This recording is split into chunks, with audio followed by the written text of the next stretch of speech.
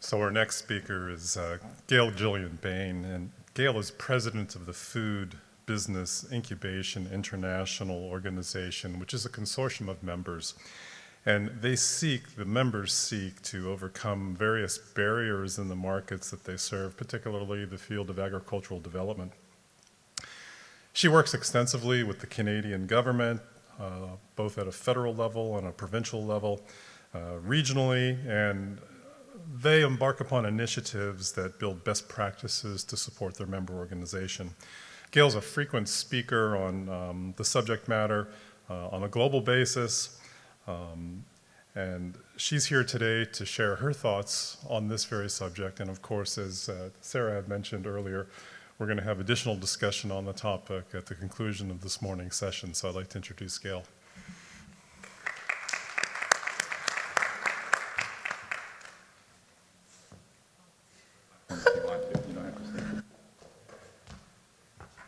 Yeah, he's telling me I can roam around, so if any of you know me, know that that's not something I do a whole lot. Next slide, please. So I've had over 10 years involvement in business incubation and acceleration in Canada. In 2013, the Canadian government introduced a startup visa for entrepreneurs from outside of Canada, immigrants that wanted to come in and start the business and grow their business within Canada. They were able to come in on a startup visa with permanent residency if they were accepted through an accredited VC group, an angel group, or an incubator accelerator.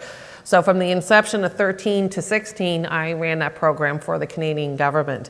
As I traveled around the world in China, Europe, Latin America, a lot of my counterpoints or counter folks that I was dealing with, there's always something that came up on the bioeconomy. And the bioeconomy, if you look at in our sense, is food and agri smart city, and it all has to deal with sustainability and of course a lot to do with the climate change today. According to, and I'm going to read just so I don't mess this up, United Nations, 793 million people in the world are undernourished, and because of climate change, another 100 million in the next 10 years will be in poverty. So as we're looking at food and agri on a global basis, we really look at it as a world community, who we are as a world community. Every country in the world has signed an agreement with the UN as agriculture is part of the government's mandate. One of the things that we're finding, especially here in North America, is we're not hitting the targets for export. We import and we export, but we're not gaining the export percentages that we need to do for sustainability. In North America alone, there's a lot of waste that we have, whether it's from food or animal, that other countries would take in that waste product. So there's a lot of value-added product on that. On the technology side, though, agriculture is growing. Next slide, please. If you look here, in 2010, the global investment for agriculture or food technology is $235 million, and last year alone, it increased to $3.2 billion. And that's just on the technology side itself. So there's a huge increase. It's a new trend, and it's because I think the social conscious is out there, but it's a global problem. Food incubation, our sense is that it's a world community, it's an integrated community, a consortium of international members where we get together, but we also discuss the rules and regulations of import-exports, and also food security is a huge problem as well. We have a group of our consortiums that are part of our governance committee that are global information officers. So if you're here in Sarasota and you have a client that thinks that their product should be in Spain, well, it's really hard unless you go to government and who to find over in Spain. You can pick up the phone, you can email, have a Skype call with information officers that are in those industries that can support either the entrepreneur or partnerships. One thing we talk about, and it's been talked about here, is soft landings. Well, it's huge. And no matter what sector you are on, you need to have those soft landings or those supports and international partners to continue growing. Next slide, please. Part of what we talked about yesterday is, the what, the who, the why. Innovation in agriculture is growing, and a lot of it has to do with all the actors that are in there. We talk about the understanding the landscape of the stakeholders. The stakeholder is not just the entrepreneur, but it's also the government, the academia, the organizations that are supporting the entrepreneurs to grow and expand their businesses.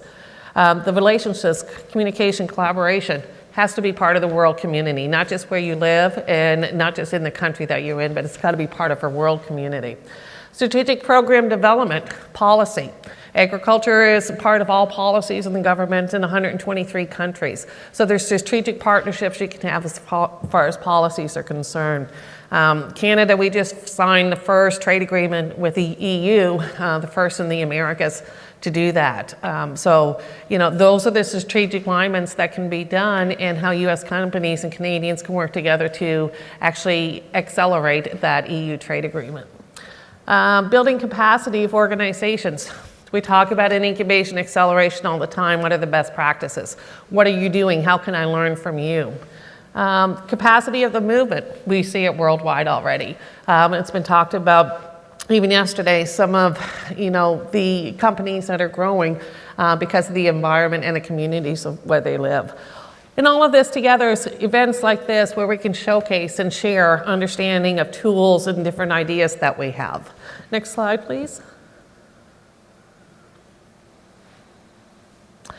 I know there was an election not too long ago here in the US. We won't get into that, but this is actually from a survey that was taken by US voters before the election results came out. And it's talking about the food voter. And if you look at it here, 92% believe food in sustainable ways is a high priority to them. If you look across where we go, we're all foodies nowadays, from the TV shows that are out there to the development of spices and sauces, integrations of food that are coming in worldwide. We're all foodies, but we want to have it sustainable. We want to have it something more. We're having more allergies and health conditions than ever before. Then if you look at the end, 52% less likely to elect a politician if they ignored sustainability and dietary guidelines. They say that number will increase because of the problems we are facing. One of the other things, food in agriculture is not just about what we consume. It's about that technology. It's about those value-added products. It's in pharmaceuticals. It's in makeup. It's in shoes that we wear. There's a company in Canada that takes in Brazil, that they take the bamboo and train it and work it into thread that goes into clothing. So it's not just what we consume, it's all these other value-added products. Last week in the University of Toronto, a gentleman that was there, he's a food engineer. He had gone to India about 10 years ago and noticed that there was a great problem with anemia. And it was not just from children or the pregnancy, but it also hindered the workforce because of their productivity. So last week they announced this new design of salt with a higher iron and iodine content for food, and it's already been distributed to 24 million people in India to help overcome anemia, which the World Health Organization says is one of the most widespread nutrition problems in the world. And that's just from salt. So it could be anything. Next slide, please. This is an atlas, and if you look across the world, it's showing the green, that's where sustainability is. But if you look, there's a lot of areas in the country where it's not sustainable. My sister lives in Western Australia, and she was home, unfortunately, she said, to Canada in the middle of winter when it was 48 degrees there. But we were talking, and there's parts in the desert of Australia where they're not sustainable, where they have products that are there, mostly from the ranch areas, that are just going to waste because of the lack of sustainability. And we're talking about Australia in an industrialized country. Next slide, please.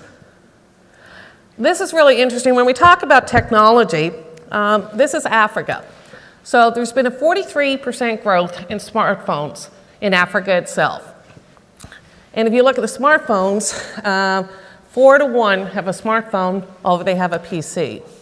Because of a smartphone app, farmers that have the cows to get the milk to product to the market, 56% increase because they have an app now that tells them what the market price is.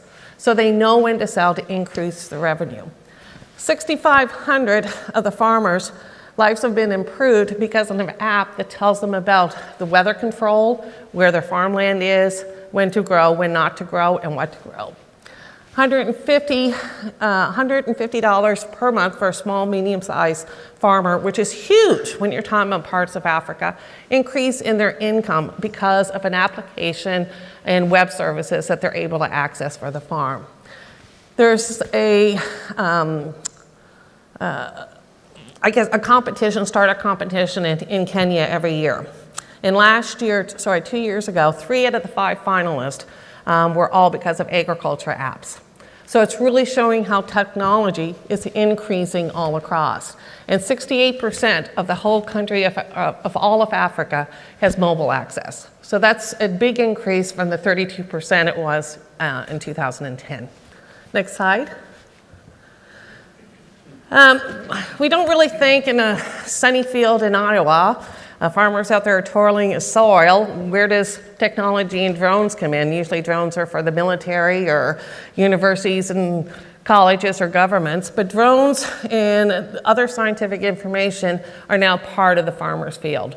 The drone can tell what the nutrition is. It can say, how much moisture is in the soil. It can say, it's oversaturated here. It's not going to grow your potato, but it's good for corn.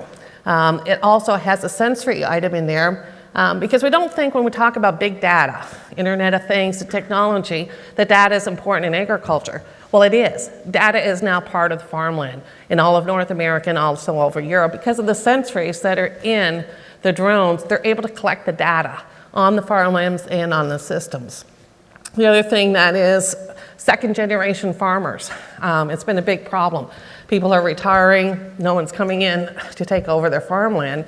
So the younger ones now are learning mobile apps that they can also learn and grow their businesses. They can be away from the farm and say, it's raining, shut off the water systems that you have going on here, your crop is growing by this. But there's also interactive training that they can get either from the web or the internet, and even in remote countries, they can do it through radio. Next, please. So this is a video just before we started. We're going to play half of it. We talk about here in the US and Canada, we know about agriculture and value-added products and how it changes. I want you to think about this group because they could be anywhere. They could be, on the Mississippi River. They could be, Alaska, and for myself, northern, the Arctic. But it could be just about anywhere. How a system that was actually built in the US for barbecue has been turned into another product that's being used to increase the growth of small businesses in Cambodia. It has increased the product to 235 women entrepreneurs. Female entrepreneurs world over need to be supported, and there's been a lack of that. But through systems and varieties of the actors that we're going to see here, we can see how things can change.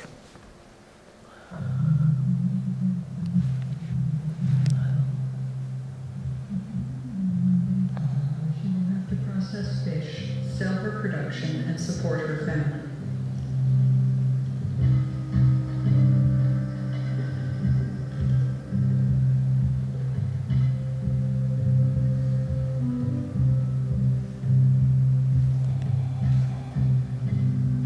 As the most productive inland fishery in the world, the Tonle Sap, Southeast Asia's largest lake, is a vital food source for Cambodians and the broader region.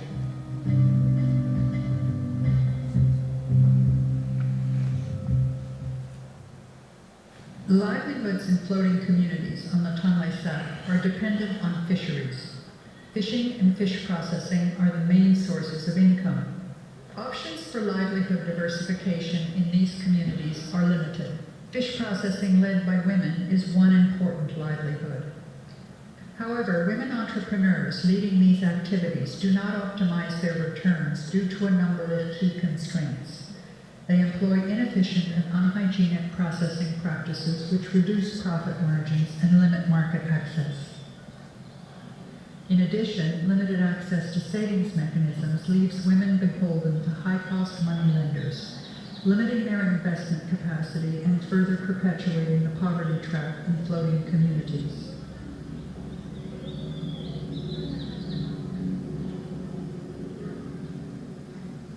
As part of the USAID-funded Cambodia Harvest Program, Conservation International and FinTrack work with more than 170 women fish processors in 6 different floating villages on the lake.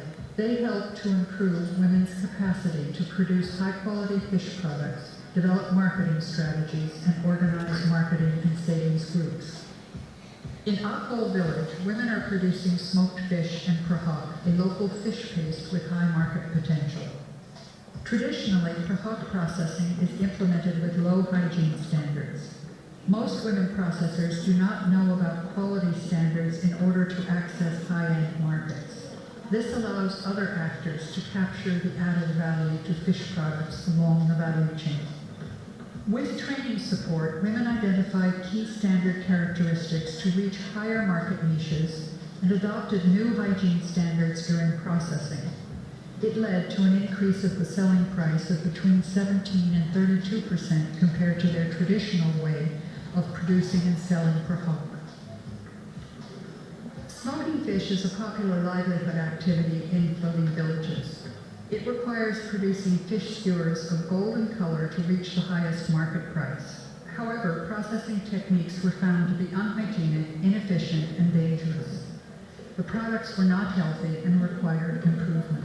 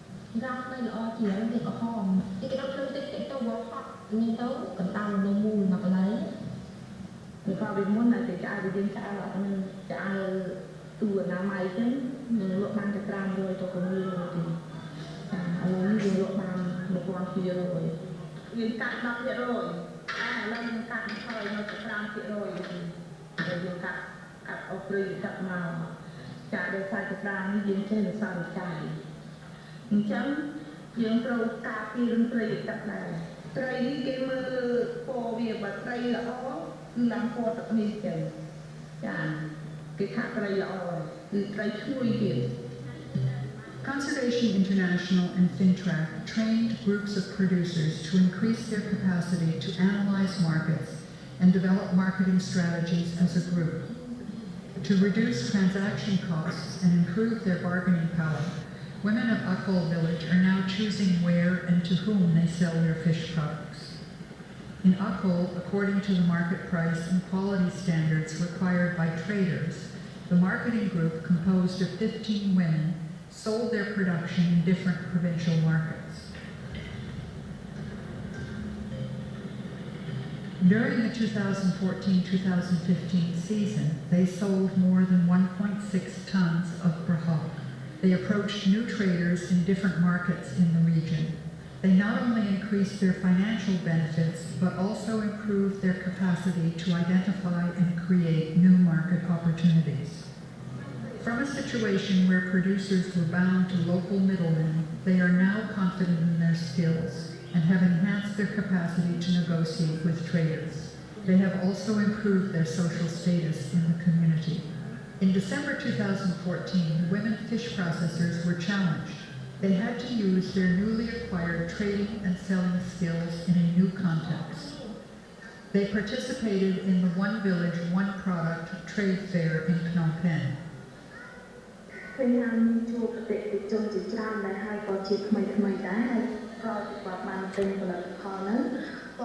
សាក់រសជាតិរបស់ភ្លុករសជាតិហ្នឹងគាត់បានផ្សព្វផ្សាយបន្តដល់អតិថិជនផ្សេងៗទៀតតម្រូវការនៅទីផ្សារនៅភ្នំពេញនេះឃើញថាខុសប្លែកទីផ្សារនៅសាកលឃើញថាភាគច្រើនផ្ដោតទៅលើត្រីងៀតត្រីឆ្អើរហើយម៉ាំត្រីរ៉ស់ឬក៏ផ្អកត្រីរ៉ស់ឬក៏ម៉ាំបដូរទៅជាដើមការវិចប់របស់គេផ្សេងៗហ្នឹងគឺយើងបានរៀនសូត្រមួយចំនួនដើម្បីមកធ្វើជាការវិចប់របស់ខ្លួនឯងដើម្បីឈានទៅដល់ទីផ្សារភ្នំពេញនឹងតែម្ដងរូបជាតិដែលអតិថិជនដែលជាតម្រូវការគាត់មិនត្រូវការប្រែពេកទេហើយសាកល្មមហើយក៏មិនសាកពេកដែរដើម្បីអាចទទួលទានបានគាត់មានទាំងអស់ដែរគាត់មាន Okay, we can stop it there. Okay, so what this shows is that a product that we use to smoke meat in here in North America can be turned around and used in another context someplace else in the world. But we also saw in 2014 there's 43 of those stoves. Today there's 289 distributed. She increased her, because of the actors in there, with her marketing, understanding what her market was, her labeling, how to access, how to trade. She was able to increase from the $600 to the $1,200 in their area of what she was charging. But in 2015, she increased her economics by 75% over the year, and last year 200%. So it's a big difference, and this is just why I'm showing, outside the industrialized country, because we have a lot going on here in the industrialized country, but if we work together by taking something that we have here and change it into another product for someone else, it makes a huge difference. One more short video is in the conflict area between Colombia and Uruguay is some of the best coffee beans around. The problem is getting to the marketplace, which no matter whether you're in technology, big data, fintech, digital media, is getting to that customer so you can increase in sales revenue. You have to have those sales, you have to generate revenue, you have to have traction before you can get any type of investment, whether at the angel and increase to the venture side. So we're going to see another video of a young man who, through other organizations, helped him find out who that client customer was and how to access a new client base that not only supported himself, but the entire community around him.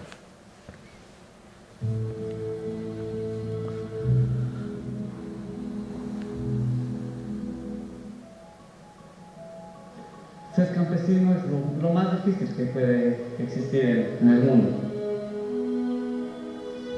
porque requiere mucho esfuerzo, mucho sacrificio. A veces las condiciones climáticas no nos acompañan, siempre han sido meses llovedores. Es muy difícil secar un café en esos tiempos, es algo casi imposible. Los precios cuando uno saca ya sus productos a vender siempre son muy baratos, no justifican el trabajo que uno ha hecho. Además de eso, ahora presentamos el problema de los trabajadores. La gente está saliendo para otros lados a buscar nuevos recursos porque el precio de la caña y el precio del café que nos ofrece la federación están muy bajos, entonces la gente está saliendo y la gente que se está quedando aquí es muy poca. El precio que se paga aquí en mi vereda son de 12,000 pesos, un jornal, un día entero expuestos al sol, al agua, de pronto aguantando hambre. Y un día, un jornal que se está ganando cosechando coca son 60, 70,000 hasta 100,000 pesos que se están sacando al día. Una diferencia bastante grande que ofrece la coca a diferencia de los otros productos que se están dando aquí. Me estoy sacrificando bien duro para poderle dar a mi hijo un futuro bien. A mí me han dicho que tengo el mejor café de Nariño en el año 2012. Salió una prueba de tasa de 90 puntos, algo que fue para mí una sorpresa muy grande. Dije, ¿cómo un café que tal vez no se le ha dado todo el beneficio adecuado salió con ese puntaje? Yo dije, si me esmero más, si me sigo esmerando, yo creo que sí lo puedo mantener ese puntaje o subir más ese puntaje. Y para mí fue algo impresionante cuando me dijeron que en mi finca había oro. En 2012 tuve la oportunidad de vender 150 kilos, un microlote pequeño que me lo compró Inteligencia, me lo pagó a un precio muy bueno. desde ahí empecé como a motivarme. Antes no tenía en qué disfrutarlo, no tenía máquina, me tocaba que llevar el café donde mi papá, me compré una máquina y un dínamo con ese sobreprecio. Es algo muy bueno porque no solo yo me voy a beneficiar del café, sino también toda mi comunidad con un precio más bueno, un precio que se justifica trabajar en el campo. Okay, we can stop there. Con más amor, porque no lo hace. So, just shows he today has got some. He got an investment of 150,000 US. Is now has a manufacturing facility so to help dry the beans, and has increased his fold by nearly 500%. But not only has he increased, but the whole community has increased as well. If we look at the stats, 2050, demand by food is going to be up 70%. If we look at smart cities, that's also the case. That's why everyone is looking at the smart cities. I know David touched on it yesterday. The urban population is growing and people are moving more into the cities because of jobs and creations and things that are going on. And we're losing the rural portion and the growing portion and the green lands and even waters that we have. So we have to be very careful for the next future and the future after that of what we're doing. Next slide. Myself, not only on the incubation acceleration or the food and the business, we talked about it. I know Jorge touched on it. Investment at the Series A is very much in need. We have universities and colleges that are doing great R&D. The problem is it doesn't get to commercialization. We need to do a better job of helping commercialize those new innovations that are going on. Food and agro is everywhere. Like I said, it's not just what we consume. It's in our pharmaceuticals. It's in our makeup. It's in the perfume that we wear. It's in the clothing that we have. It's in, data. It's in the Internet of Things. It's not just when people think food and agro, it's like, okay, it's just about the food. It's all about all of that combined as a world community. And we have to do a better job of exporting and having more supports. But we also have to have more of those investments and really get to the universities and colleges that are doing the research and get that research out. So I encourage everyone to exchange ideas, deploy the tech no matter what area that you're in, no matter what sector you're in, but leverage all your global partnerships and be part of the world community. Thank you.